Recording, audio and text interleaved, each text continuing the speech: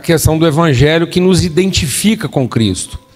Hoje, o que nós estamos chamando de evangelho é o evangelho em que Jesus faz algo a meu favor, e não o evangelho em que o Espírito Santo, a partir da instrumentalidade da palavra de Deus, me transforma em alguém como Cristo.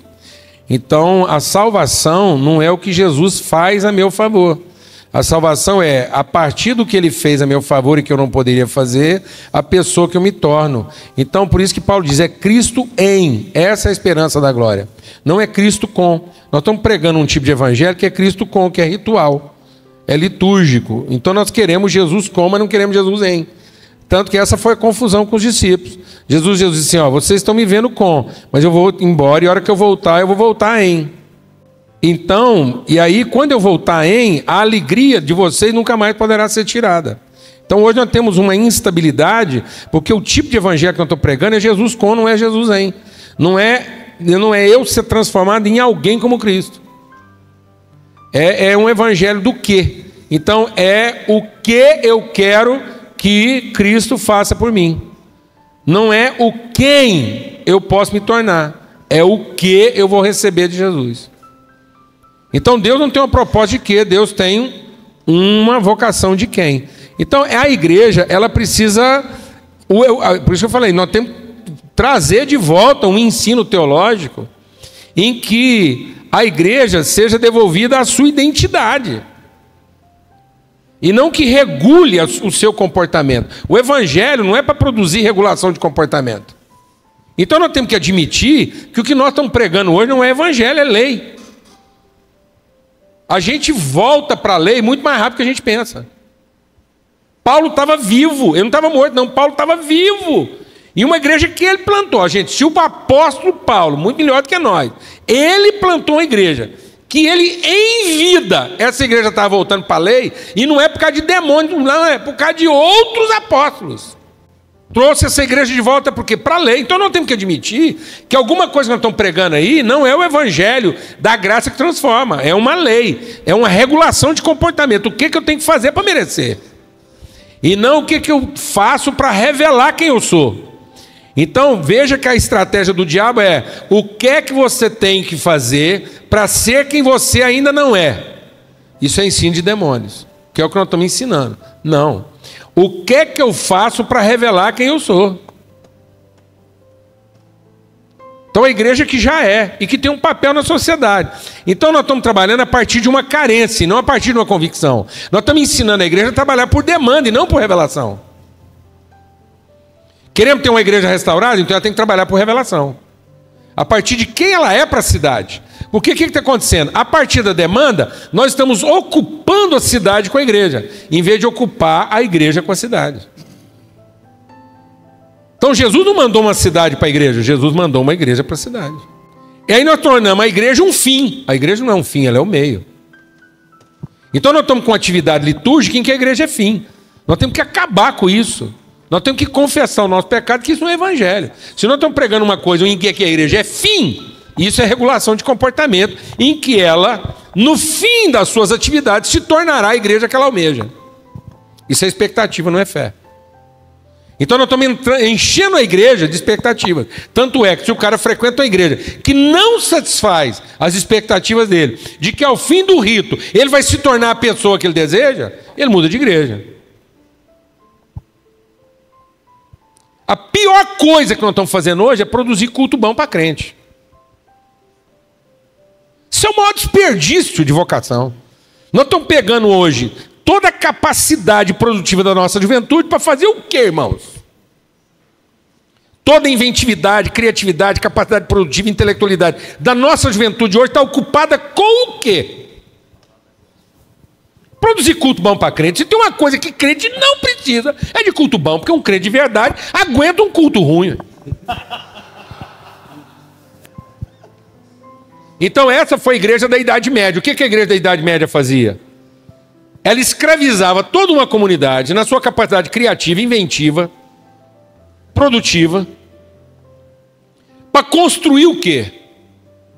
Um século para construir uma catedral. Para o povo fazer o quê? Culto.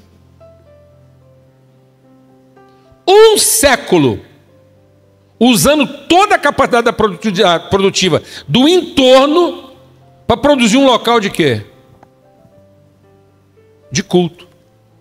Olha, amados, nós somos fruto aqui de um avivamento que ocorreu no Brasil nos anos 70. Tudo que está acontecendo aí, acontecendo. Onde esse avivamento aconteceu? Nas escolas. Qual é o pior lugar hoje em termos de tudo que é ruim da nossa sociedade hoje?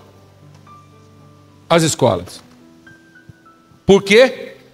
Porque a igreja foi lá e vampirizou a escola. Nós vampirizamos a escola. Ocupando os nossos estudantes a colocar sua criatividade em favor do quê? Da sociedade? Não. Do rito. Ou nós nos libertamos do rito, ou nós não vamos entender a vocação da igreja. Então nós temos que nos libertar do rito para voltar para o quê? Para a vocação. Receber espírito de sabedoria e revelação para parar de trabalhar por demanda. A igreja está trabalhando por demanda. Nós estamos ensinando o nosso jovem a trabalhar por demanda. Quem trabalha por demanda? O escravo. Então nós estamos formando uma juventude de quê?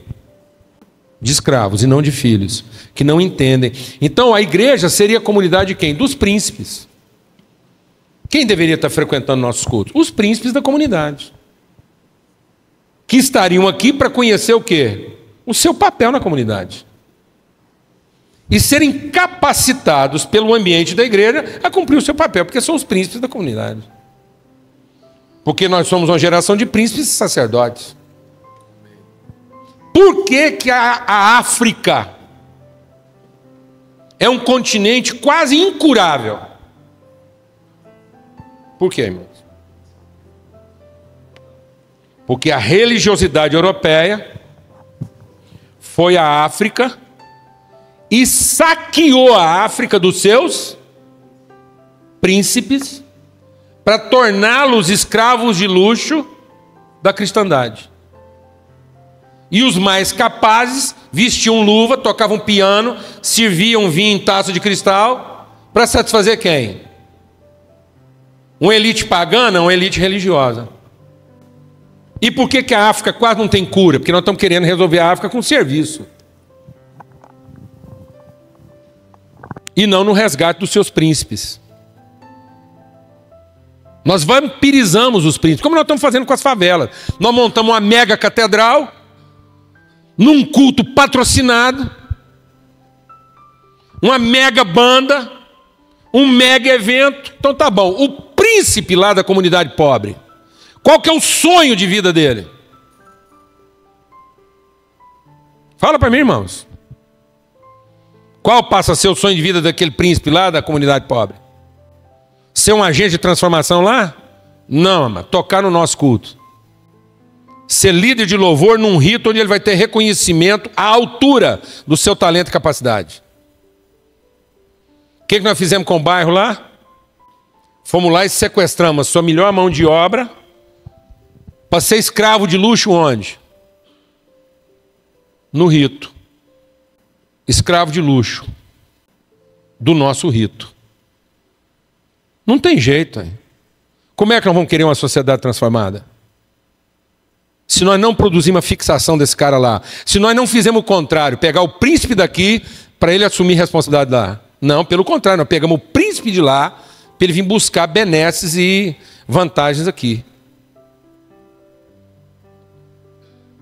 Em cima de uma realidade que é para poucos. Aí não é qualquer um que toca, não é qualquer um que prega. Então a gente deixou de estratificar o processo, e pelo contrário, nós polarizamos as virtudes, os benefícios. Isso é Babilônia, amados. Isso é Babilônia. Isso não é igreja. A Babilônia ia num povo, pegava os seus príncipes e enfiava na cabeça deles uma cultura em que eles colocavam preço no serviço. E eles eram tratados com alguma dignidade se eles servissem o interesse do império. Isso não é reino, amado, isso é império. Nossa liturgia, nossa estrutura funcional hoje tem mais cara de Babilônia, império babilônico, do que reino de Deus. Porque é escravagista, é pautada em comportamento e é carregada de noções de privilégio. E com forte ênfase hierárquica.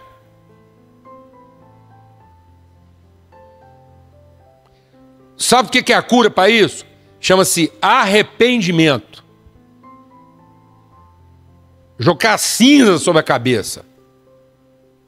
Confessar nosso pecado contra os nossos filhos. De estarmos obrigando os nossos jovens a produzir uma igreja que faz sentido para nós. Em vez da gente sacrificar a nossa história em favor de uma igreja que faça sentido para eles.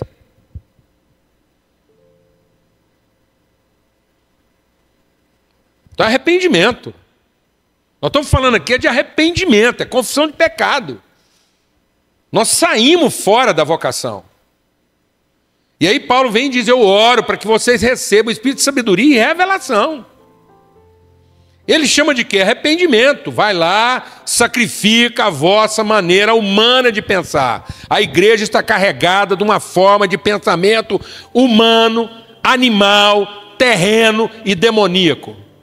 Nós temos que sacrificar isso. Qual é a centralidade desse pensamento humano? A satisfação das nossas carências. Temos que parar de pensar uma igreja que satisfaça a nossa carência. Nós estamos carregados de uma liderança mal resolvida. Tem medo de concorrência. Tem medo de assumir risco. Carência.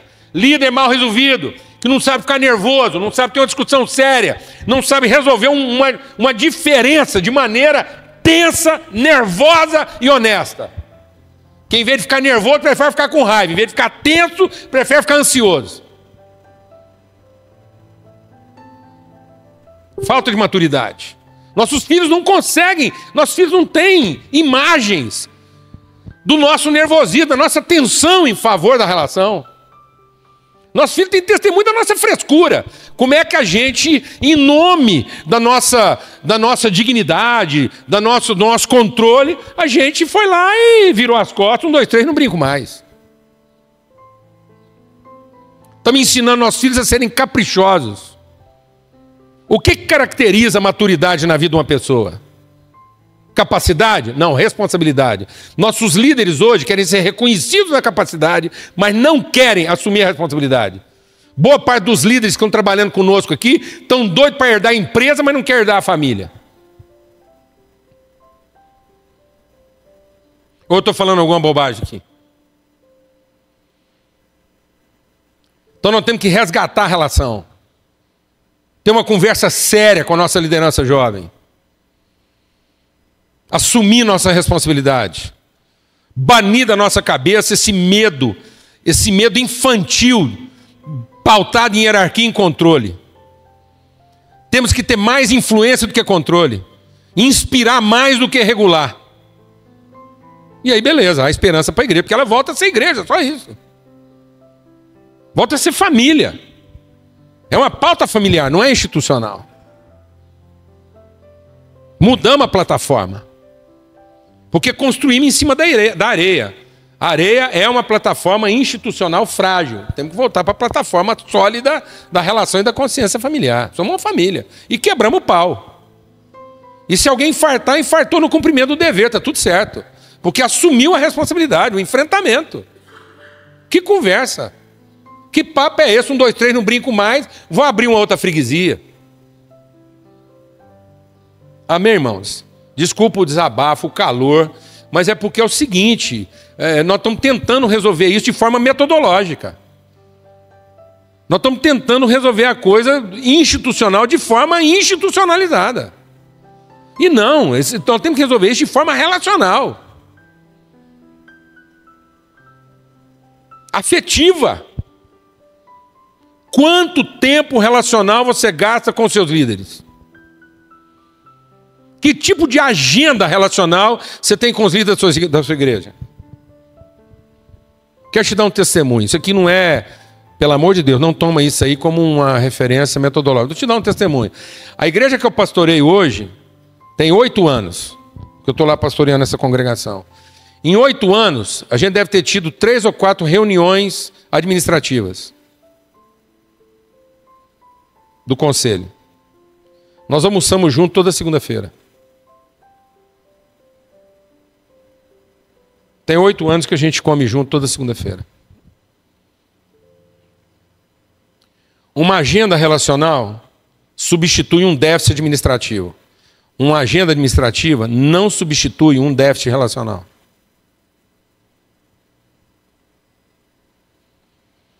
Nós estamos tratando aquilo que é a essência da igreja, que é o seu subjetivo, porque a fé é a certeza das coisas que não se veem. E por subjetivo, nós estamos achando que isso é intuitivo. Não.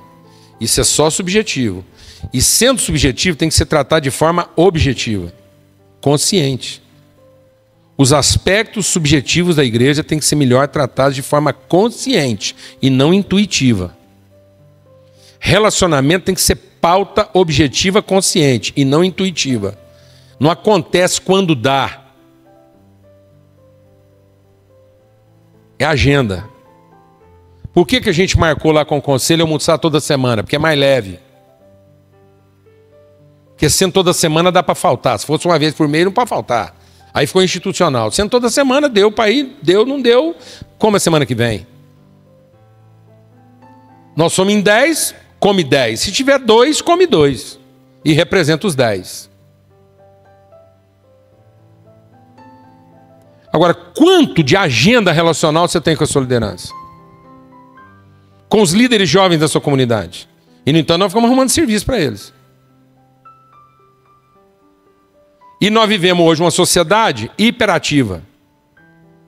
O que a maioria dos seus líderes, com potencial de serem príncipes na comunidade, o que eles menos estão precisando na vida deles? De mais serviço. Então, os príncipes da comunidade que congregam conosco, a última coisa que eles estão precisando na vida é de mais serviço, de mais ocupação. O que eles estão precisando, amado? Orientação, ajuda. A igreja está ocupando pessoas que já são excessivamente ocupadas e que não estavam precisando de mais ocupação, exatamente porque são os príncipes da comunidade. E nós estamos trazendo mais ocupação do que orientação. Então, nós tínhamos que ter uma pauta que trouxesse mais revelação, mais orientação do que ocupação administrativa e estrutural.